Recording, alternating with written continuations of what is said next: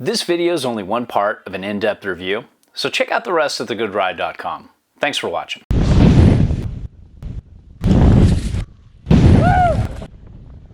Welcome to The Good Ride, where we're trying to make mediocre matter, one good setup at a time. This is the Arbor Coda. I'm James Beastie.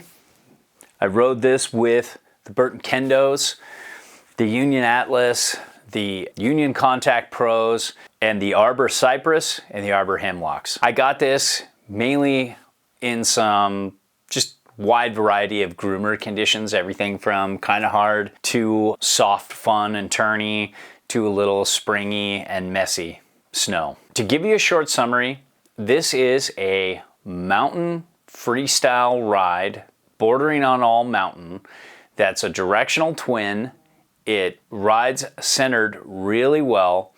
It's got full camber but with lifted sides at the end of the effective edge that make this a much more forgiving ride than you would think for this camber profile. And while it doesn't have much float in compared to other hybrid shapes, it does have that forgiveness and a lot of pop. So if you're looking for a forgiving mountain freestyle twin, this might work for you. But there are some things about the lifted edges that you might want to keep watching this review to see if that's right for you. Now, when it comes to sizing, this 56 felt perfecto, just great. It felt like it could handle my weight no problem, which is really cool. I think Arbor is kind of like in that realm of Never Summer where their boards just seem to handle bigger guys a little bit better than some brands, and I felt like the weight matched up much better than some boards, despite whatever their weight recommendations are and other weight recommendations are. Just how it felt underfoot with my 190 to 195 pounds when I was riding this was really good. Felt like it matched up with my size 9 boots really well too. And I wouldn't go too much past 9, keep it under 10 with this guy. And when it comes to shape, you've got a directional twin here. The nose is maybe slightly longer than the tail. There isn't any real setback on a side cut that I can see. It's a very centered ride. It's a very twin feel, and you ride this centered. It feels great between the feet, and it has a camber profile that is full camber from tip to tail, but then you have these lifted sides, and what that does is make it feel very forgiving, very easy to skid a turn. It does not feel locked in like a traditional camber board by any means.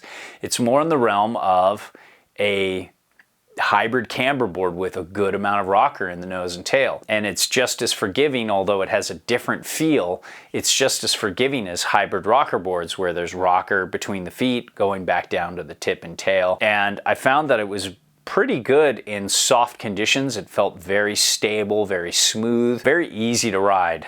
As the snow gets harder, that lifted area and the effective edge really starts to mess with your feeling on snow and really hard snow. It can feel a little edgeless, it can feel a little washy, and you have to commit much harder, and it messes with your brain because you don't want to, because you feel like you don't have an edge. But when you lean over harder than you think you should and you think you're going to wash out, that's when you hit the grip tech here and it holds. We'll talk about that more when we talk about edge hold, but it can feel a little inconsistent throughout a wide variety of conditions. But overall, intermediate to expert could ride this board no problem. The rocker's much better for beginners and some intermediates, but this is fun if you're an advanced expert rider, especially if you have your own powder board. Now let's talk flex.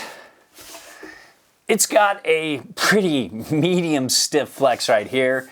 Overall, it feels kind of medium, bordering on medium stiff. The nose is pretty stiff. The tail is pretty stiff, and it's a little bit of work to butter.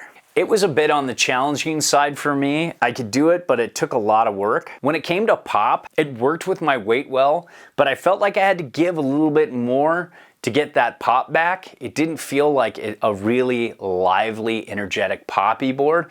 It felt like that pop was just a little beneath the surface and you had to work a little harder to access it, but when you did, it popped well. and I liked how this tracked into little natural features around the mountain that I would hit in softer snow, and it really popped out of those well. One thing with loading an ollie, what I found is it's much better to flat base when you load an ollie with this, as opposed to sometimes, like some people ollie different ways, but the way I generally like to ollie is kind of leaning into one edge and loading off the edge in the direction that you're going.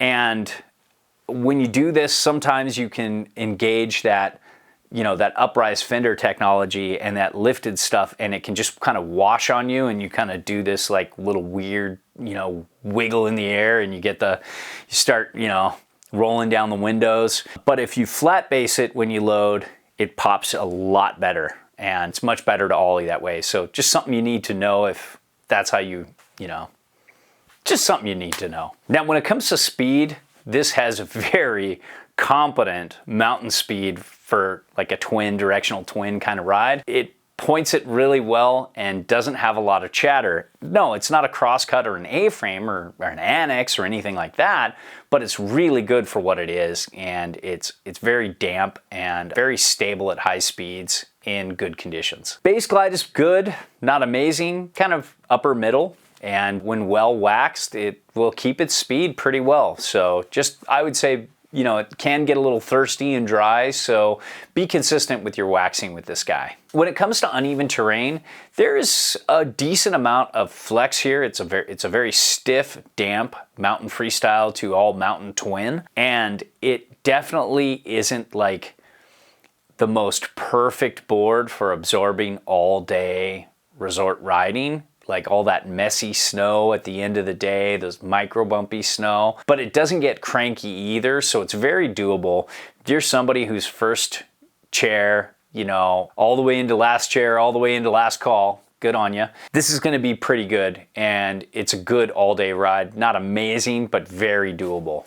Now, when it comes to edge hold, there are disruptions right over each foot. There are just little bumps they call grip tech, and I really like it with continuous rocker, and I'm glad they have it on their camber profile with the lifted sides. They're kind of like hybrid camber, mostly camber kind of profile, because, you know, with those lifted sides, it can trick you and feel really sketchy and icy snow your first time on it. After a few days of riding these boards with uprise fender technology in the tip and tail, you can get used to it, but you do have to overcommit, and you don't want to, because you feel like you're about to just slide out and fall. But once you commit to that edge and really get this grip tech engaged in harder snow, it grips. It just takes a little more time, a little more pressure between the feet in harder snow days, and really just trying to get that camber to bend down and engage in the turn. That's when it grips really well, but it can feel a little sketchy and hard to icy snow. Some people will like it, some people won't once they get used to it. When it comes to turn initiation, I felt this was pretty balanced, pretty like medium quick, mainly because of the waist width. I just felt like it worked well with my size 9 boots, and this is like this fits me really well. This is the right size for me. So I felt like it had medium fast turn initiation that was pretty good. It went where I wanted it to without feeling too turny, too hooky, too twitchy, that kind of thing. So did a good job there. And then when talking about like the turning experience and the carving, I love boards like this in soft snow. I liked the Wasteland Camber, I believe, with no lifted sides, better for carving. I just felt that just like in all conditions, that thing just jammed. But it's way more unforgiving, so it's a give and take.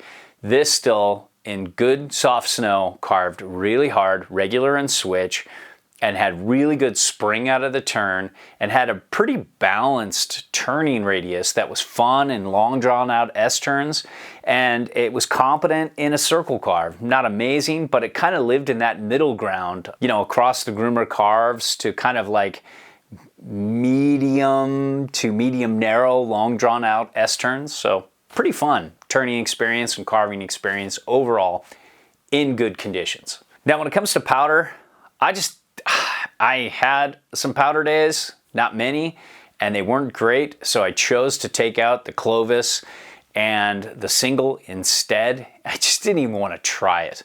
This uprise fender does a great job at making the board feel not catchy, but it doesn't really do much in terms of adding float, and I would think of this as just a full-on old school camber twin. If you can ride those in powder, you're fine.